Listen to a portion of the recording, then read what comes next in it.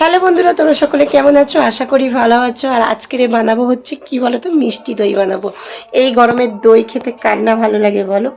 এই গরমেতে মিষ্টি দই তুমি যে কোনো জিনিস দিয়ে খেতে পছন্দ। সবাই দই মাত্রই কিন্তু সব মানুষেরই পছন্দ, যে দই শীত কি বর্ষা কি গ্রীষ্ম কি দই মাত্রই আমরা সবাই পছন্দ করি। তা আমি আজকের ঘরেতে বানাবো কিভাবে মিষ্টি দই বানাই, কত সহজে। আর কেনা দইয়ের থেকে ঘরোয়া মিষ্টি দই দারুণ লাগে খেতে। ঘরোয়া যে কোনো জিনিস নিজে হাতে বানিয়ে খাওয়া, তার টেস্টটাই আলাদা, তাই না বন্ধুরা? তা চলো শুরু করা যাক। প্রথমে চুলাটাকে আমি অন করে নেব, তাতে একটা বসিয়ে দেব। যে কোনো পাত্রে, তোমরা যে কোনো পাত্রে গরম করতে পারো। আমি এই ননস্টিক এতেই করব। আমি সব সমস্ত দুধগুলো কিন্তু আমি একটা কড়াইতে এই যে ঢেলে দিলাম।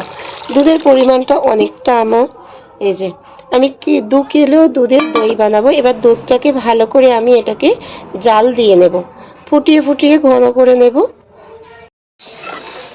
দুধটা যখন এইভাবে হালকা, এই যে হালকা অল্প গরম হয়ে যাবে, আমি এর থেকে বেশ কিছুটা দুধ নিয়ে আমি একটা এই যে বাটিতে তুলে নেব গুঁড়ো দুধটা গোলার জন্য। পরিমাণ মতো অল্প করে একটু দুধ নিয়ে নিলাম। এবার এই দুধটাকে আমি জাল দিয়ে দিয়ে ঘন করব, ফুটিয়ে ফুটিয়ে এটাকে একটু ঘন করে নেব। তোমাদের সমস্তটা আমি দেখাবো, তোমরা ভিডিওটা স্কিপ করো না, দেখতে থাকো। কত সহজ পদ্ধতিতে তোমরা দই বসাতে পারবে, ঘরোয়া দই তোমরা বসিয়ে নিতে পারবে, নিজেরা ঘরে বসিয়ে নিতে পারবে। এটা ঘন ঘন নাড়তে হবে, কেননা নিচে যাতে না ধরে যায়। এইতে আমি বেশ কিছুটা গুঁড়ো দুধ দিয়ে দেবো, 4-5 চামচের মতো। তোমরা মনে করলে 10 টাকার প্যাকেট যে গুঁড়ো দুধ হয়, সেই দুধও এনে তোমরা দিতে পারো। তবে 4-5 চামচের মতো দুধ, গুঁড়ো দুধ এইভাবে এর সাথে এটাকে গুলে নিলাম। অল্প উষ্ণ গরম থাকলে তাহলে দুধটা কিন্তু দেখতে পাচ্ছ ডেলা পাকায়নি। আর অনেকটা গরম হয়ে দুধটা গুললে তাহলে দুধটা কিন্তু ডেলা পাকিয়ে যাবে। এখন এই বলক এসছে, আমি এইতে বেশ কিছুটা এলাচ থেতো করে দিয়ে দিলাম, যাতে ফ্লেভারটা খুব সুন্দর আসে।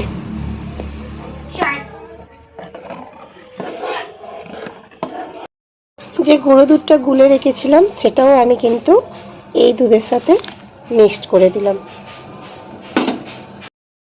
15 মিনিট দেখো আমার দুধটা ফুটে ফুটে ফুটে ফুটে একদম ঘন হয়ে গিয়েছে। আর ধারে এই যে এইগুলো আছে, আমি এইগুলোকে ভালো করে একটু কুড়ে তুলে নিয়েছি। আর দুধটা এই যে সুন্দরভাবে ফুটে ঘন হয়ে গিয়েছে। এবার যেহেতু এটা আমি মিষ্টি দই বানাবো, তোমরা যতটা মিষ্টি খাবে সেই পরিমাণে কিন্তু তোমরা চিনি এতে দেবে।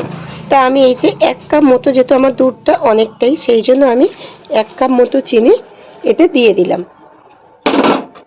দিয়ে এটাকে আমি ভালো করে ঘেঁটে দেবো। আর একটা আমি বানাবো চিনির একটু ক্যারামেল বানাবো, যাতে দুধটা আমার লাল সুন্দর, মানে দইটা সুন্দর একটু লাল হয়ে যায়। আর এই যে ক্যারামেল বানানোর জন্য এখানে গ্যাস অন করে দিয়েছি। এটা একটা পাত্র নিয়ে নিয়েছি, এতে বেশ কিছুটা চিনি আমি দিয়ে দেব। দিয়ে এটাকে আমি ক্যারামেল তৈরি করে নেব। এটা বানানো হচ্ছে দইটা লাল আর বেশ দেখতেও সুন্দর হয়, একটা টেস্টি হয়। আমি এটাকে এইভাবে ক্যারামেল তৈরি করে নেব। এতে কিন্তু আমি কোনো জল ইউজ করব না।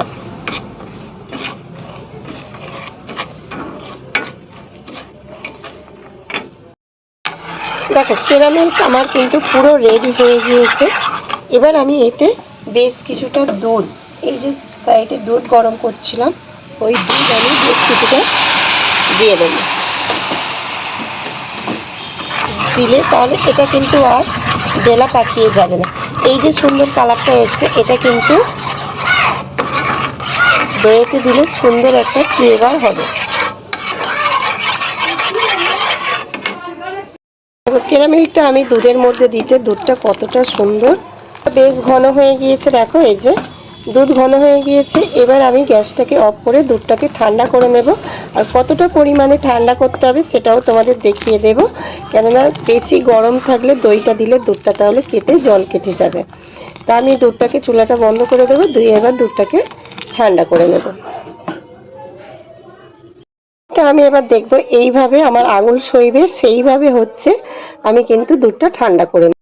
মিষ্টি দই দিয়ে কিন্তু দইটা বসাবো, দইটা একটু ভালো করে এইভাবে ফাটিয়ে নেব।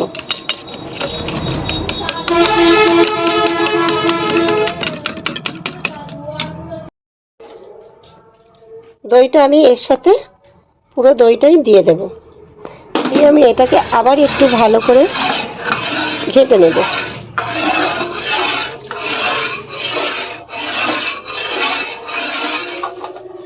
দই বসানোর জন্য পুরো দুধটা আমার রেডি হয়ে গিয়েছে। এবার আমি যে পাত্রে বসাবো সেই পাত্রে এটাকে ঢেলে দেব। পাত্রে আমি বসাবো সেই পাত্রে আমি দুধটাকে ঢেলে নিয়েছি। এবার এর উপরে একটা চাপা দেব, চাপা দিয়ে এটাকে আমি বসিয়ে দেব গরম জায়গায়। প্রায় হচ্ছে, আমি তো আজকের এখন বসাচ্ছি ধরে না 3টে সাড়ে 3টে বাজে, আমি কালকের সকালবেলা এটাকে খুলবো।